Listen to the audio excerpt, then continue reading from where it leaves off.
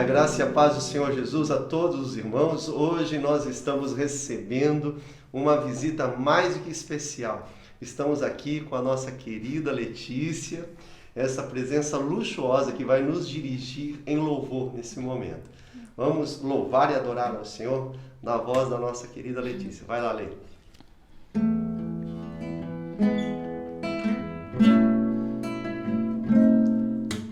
Grandes são as tuas obras, Senhor Todo-Poderoso. Justos e verdadeiros são os teus caminhos.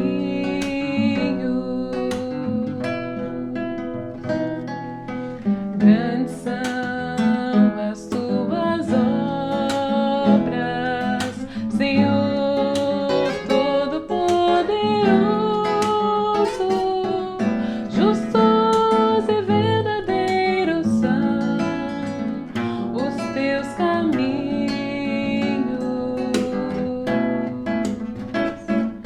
Ó Rei das nações, quem não temerá, quem não glorificará teu nome?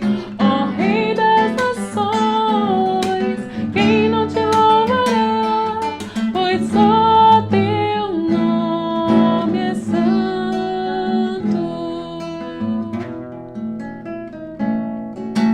Todas as nações virão e adorarão diante de ti, pois os teus átrios de justiça se fizeram manifestos.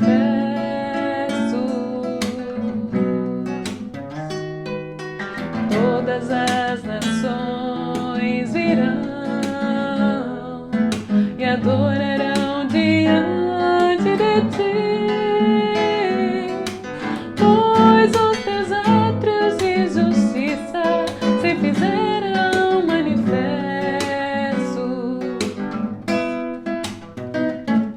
Ó Rei das nações, quem não temerá, quem não glorificará teu nome?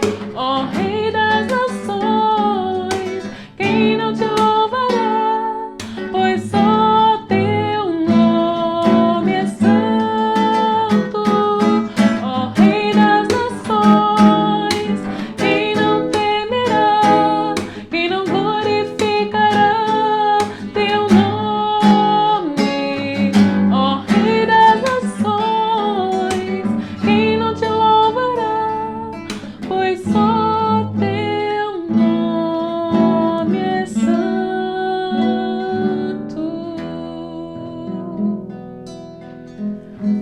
Obrigada, Senhor, porque teu nome é santo, Pai. Obrigada, Senhor, porque a sua justiça se fez manifesta entre nós, porque a tua bondade, a tua graça e o teu amor, Pai, é derramado do céu sobre as nossas vidas, Pai. Nós não somos merecedores, Senhor, mas o Senhor é um Deus infinito em todos os seus atributos, Pai. E como somos gratos a Ti por isso, Senhor Deus. Que o Senhor derrame, Pai, cada dia mais, Senhor, das Tuas bênçãos sobre as nossas vidas. Não bênçãos deste mundo, Pai. O Senhor sabe que nós precisamos das coisas deste mundo, Pai. Mas bênçãos celestiais, Senhor, em Ti. Que o nosso espírito, Pai, o espírito do Senhor que habita em nós, Pai, seja fortificado na Tua palavra, Pai. Que possamos Te buscar, Pai, e entender que dependemos de Ti, Senhor Deus. Seja com as nossas vidas e Te somos imensamente gratos por tudo que temos, Pai. Em nome de Jesus. Amém.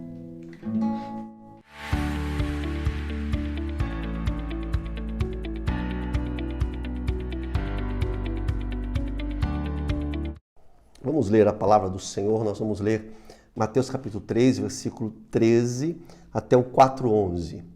Diz assim o texto, versículo 13, capítulo 3. Então Jesus foi da Galileia para o Jordão para ser batizado por João. Mas João tentou impedi-lo, dizendo: Tu vens a mim? eu é que preciso ser batizado por ti. Jesus lhe respondeu, deixa por enquanto, porque assim nos convém cumprir toda a justiça. Então João consentiu. Depois de batizado, Jesus saiu logo da água e viu o céu se abrir e o Espírito de Deus descer como uma pomba, vindo sobre ele. E uma voz do céu disse, este é o meu Filho amado, de quem me agrado. Agora o capítulo 4, a partir do verso do número 1. Então, Jesus foi conduzido pelo Espírito ao deserto para ser tentado pelo diabo. Depois de jejuar 40 dias e 40 noites, sentiu fome. Então o tentador aproximou-se dele e disse-lhe, se tu és o Filho de Deus, ordena que essas pedras se transformem em pães. Verso 4. Mas Jesus lhe respondeu, está escrito, nem só de pão o homem viverá, mas de toda palavra que sai da boca de Deus. Então o diabo o levou à cidade santa, colocou-o na parte mais alta do templo e disse-lhe, se és o Filho de Deus, lança-te daqui abaixo, porque está escrito, aos teus anjos dará ordens a teu respeito e eles te sustentarão com as mãos, para que não tropeces em pedra alguma. Jesus lhe respondeu, também está escrito, não tentarás o Senhor teu Deus. O diabo o levou ainda a um monte muito alto e mostrou-lhe todos os reinos do mundo e a glória deles. E disse-lhe, eu te darei tudo isto, se prostrado me adorares. Então Jesus lhe ordenou, vai-te, Satanás, pois está escrito, ao Senhor teu Deus adorarás, e só a Ele prestarás culto. Então o diabo o deixou, e vieram anjos, e passaram a servi-lo. Palavra do nosso Senhor para o nosso coração. Nós que estamos estudando o Sermão do Monte, que é do capítulo 5 em diante, antes de proferir o Sermão do Monte, Jesus, ele se batiza e após o batismo, o nosso Senhor é conduzido pelo Espírito Santo até o deserto e ali no deserto o Senhor ele é provado, ele é tentado pelo diabo. E esse é texto que nós lemos aqui e que sirva de inspiração para o nosso coração depois de termos louvado o nosso Deus, depois de termos louvado o nosso Senhor. Bom, aqui no Evangelho de Mateus, nós vemos que o ministério do nosso Senhor, ele se inicia no batismo, e quando nós vamos lá para o final do Evangelho, nós vemos que o ministério de Jesus termina mandando os discípulos a batizar. Aí nós percebemos, meus irmãos, que a obediência é tudo na vida do cristão e assim também a vida de Jesus. Hoje nós focamos muito em liberdade, nos nossos direitos, mas Jesus não. Jesus, ele era obediente. Veja que Jesus, ele se batizou, ele precisava ser batizado? Obviamente que não. Jesus nunca pecou. Jesus não tinha nenhum pecado a confessar. Por que Jesus se batizou? Para que isso? Bom, um motivo bem simples é que os homens, ali naquele momento, não sabiam que Jesus não tinha pecado. Imagine se Jesus se recusasse a submeter ao batismo de João. Que impacto isso teria no ministério de Jesus Cristo? Um homem que veio preparado para ensinar, para ser exemplo. Imagine quantos outros também não se recusariam a se batizar. Então Jesus não admitiu deixar de fazer qualquer coisa que pudesse prejudicar os planos de Deus para a nossa salvação. Por isso Jesus foi obediente. Jesus ele tinha todo o direito de se recusar ao batismo. Era uma ordenança o batismo aos pecadores, mas Jesus abriu mão do seu direito para que a justiça de Deus fosse realizada em nossas vidas. Para nós, o que fica, além de tudo, é que será que há alguma situação em que a justiça de Deus pode ser impedida se nós ficarmos exigindo muito o nosso direito ou se nós nos recusarmos a nos submeter quando não somos obrigados? Tem alguma situação em que eu, em que você, em que nós poderíamos voluntariamente se submeter a Deus, confiando, assim como Jesus, na graça do Pai, na vontade do Pai? É algo que nós temos que pensar. Vemos que Jesus, o Filho de Deus, ele abriu mão de todo o direito para cumprir a vontade do Pai. Fica a dica aí para nós. Daí nós vemos aqui no texto que o João Batista tentou impedir Jesus para que ele não batizasse. Ele falou, eu que preciso ser batizado, você vem a mim. Aí Jesus falou assim, olha, deixa assim por enquanto. Nós vemos aqui, logo no comecinho, Jesus disse assim, é importante que isso aconteça para cumprir toda a justiça. Convém que assim façamos para cumprir toda a justiça. Jesus disse isso, para cumprir a justiça. Veja, o nosso Senhor, ele insistiu em ser batizado, queridos. Nós somos tão acostumados a dar prioridade às nossas preferências pessoais, aos nossos propósitos, que muitas vezes fica difícil nós compreendermos a nobreza de atos feitos em pura submissão como Jesus aqui. Mas nós precisamos compreender que cumprir tudo que é certo, cumprir tudo que é justo, mesmo quando não é nosso dever, coloca a nossa vida num plano que Deus pode nos usar. Nós temos que obedecer. Deus pode operar em nossas vidas coisas poderosas. Está vendo aqui? Jesus vivia assim. Será que nós também podemos viver assim?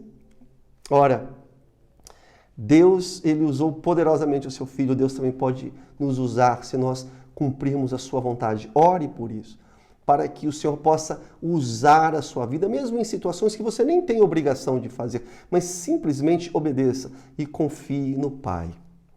Aí em seguida, nesse texto maravilhoso aqui, nós vemos que Jesus ele saiu da água e naquele momento que ele saiu da água, o céu se abriu e desceu uma pomba, né, sobre o nosso Senhor e veio sobre ele e abriu o céu e o Espírito de Deus se manifestou e uma voz falou assim, esse é meu Filho amado. Essa é uma das passagens mais tocantes que nós vemos na palavra de Deus. Deus, ele fala sobre o seu Filho.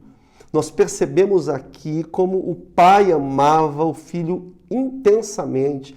O Pai estava feliz com a obediência do Filho. Era importante que o Filho ouvisse isso, essa declaração de amor, e todos ouviram ali, este é meu Filho amado, em quem me agrado, em quem me comprazo. O Pai estava demonstrando a sua plenitude no Filho. Meus irmãos, isso era extremamente necessário, porque logo em seguida, Jesus seria levado ao deserto para ser tentado. Então é como se o Pai estivesse fortalecendo, encorajando o Filho amado com aquela declaração, a fim de prepará-lo para a tentação que viria. Eu lhe amo, meu filho. Eu tenho grande prazer em você. Nós também precisamos desse encorajamento de Deus sobre as nossas vidas hoje. E Deus nos fala em seu amor aqui na sua palavra, através do seu Santo Espírito que habita em nós e acalma o nosso coração. Aí em seguida nós vemos que Jesus, então, ele é conduzido pelo Espírito Santo ao deserto e ele vai ser tentado pelo diabo depois de jejuar 40 dias, 40 noites. A palavra de Deus diz aqui do versículo 1 ao 4, versículo 2 diz que Jesus sentiu fome. O que mais nos salta aos olhos aqui é que Jesus, meus irmãos, podia dar ao tentador, a Satanás, qualquer resposta, mas Jesus escolheu responder na palavra de Deus. Ele disse assim, está escrito. Isso também nos faz ensinar que no confronto com o nosso adversário não tem arma melhor do que a palavra de Deus. A palavra de Deus é a derrota certa para o nosso adversário. Meu irmão, Deixe a Bíblia ser a única arma para você usar no confronto contra o seu inimigo. Quanto mais você conhecer a palavra de Deus, melhor será a sua defesa, segura será a sua vitória. Não é à toa que o apóstolo Paulo vai dizer lá em Efésios que a palavra de Deus é a espada do Espírito. Então medite, estude, memorize, faça da palavra de Deus a sua companheira íntima, que a palavra de Deus possa servir a você contra os ataques do diabo contra a sua vida. Ore a Deus para que o Senhor lhe dê discernimento e sabedoria no uso dessa palavra poderosa. Aí, em seguida, nós vemos que veio a tentação, o diabo começou a tentar. Bom, tornar pedras em pão seria pecado? Não seria pecado. Mas ao invés de tentar Jesus com alguma coisa proibida, o Satanás ele tentou Jesus com alguma coisa natural. Perceba, a tentação que Satanás lançou era para Jesus usar o poder em benefício próprio. Olha, isso daí é um perigo. E nós podemos aprender aqui que viver uma vida buscando somente os nossos desejos, isso é um problema. Nós vemos que Jesus ele se recusou a fazer milagres para matar a sua própria fome, transformar a pedra no pão. Mas Jesus faz um milagre grandioso em alimentar milhares, percebe isso? Você vê logo mais à frente nos evangelhos. Ele não tornou pedra em pão para alimentar a si mesmo, mas ele deu o seu próprio corpo como pão vivo do céu para nos alimentar. A comida de Jesus, lá em João 6,35, é fazer a vontade do Pai. Meus amados irmãos, nós também devemos buscar muito além do alimento, da necessidade aqui nesse mundo. Nenhuma outra coisa nos alimentará mais do que a palavra de Deus. Muito cuidado com aquele pedido, com aquela sugestão de você apenas agradar a si mesmo. Pode ser muito prático, pode até ser natural, que mal há, mas no final das contas vai servir somente a você? O propósito é esse? Não. Deus nos levanta para servirmos a Deus e fazer com a vontade de Deus. Então nós vemos aqui no final que o diabo ele bateu em retirada após tentar ao Senhor.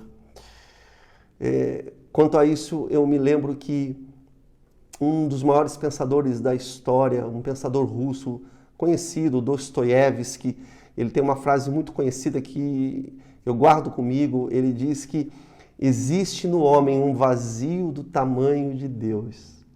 Deus é tudo que nós precisamos e fazer a vontade dele, porque se nós formos dominados pelo nosso desejo, isso é muito perigoso. Podemos cair na ilusão, desejar muito alguma coisa e não possuir. Isso frustra. Ou podemos desejar muito alguma coisa e alcançar isso entedia. Vamos ficar entediados. Então, cuidado. Jesus ele cita as Escrituras para responder a Satanás. Até o diabo ele sabe muito bem a palavra de Deus. Ele é um exegeta habilidoso. Infelizmente, ele também tem muitos alunos servindo a sua causa para confundir os fiéis.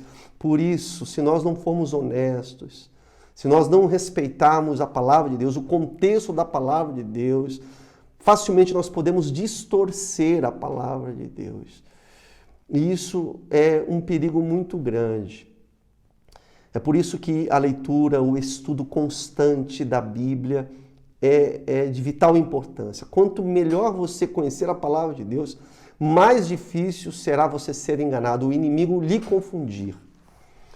Quando alguém lhe mostrar algo na Bíblia que pode parecer estranho ou diferente, verifique na palavra de Deus, o ensino da palavra de Deus, se está de acordo com outras passagens sobre o mesmo assunto. Uma boa concordância bíblica, um bom estudo, nos ajuda a responder e a entender a vontade de Deus. O melhor intérprete da Bíblia, meus irmãos, é a própria Bíblia.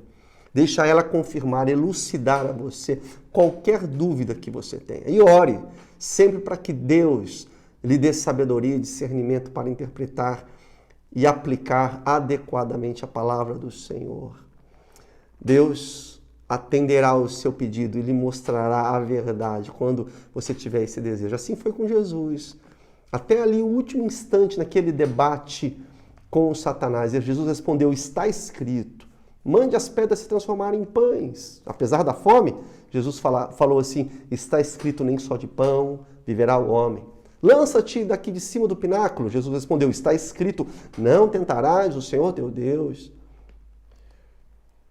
Me adore, disse Satanás, vou te dar tudo. Jesus falou: está escrito, somente ao Senhor prestarás culto. Tenha Jesus como seu maior exemplo de conduta. Estude a palavra de Deus. Aprenda a palavra de Deus. Aprenda a viver como Jesus. Ter esse bom senso. Ter fé, meus irmãos, não é viver como um lunático, um insensato, mas é ter bom senso.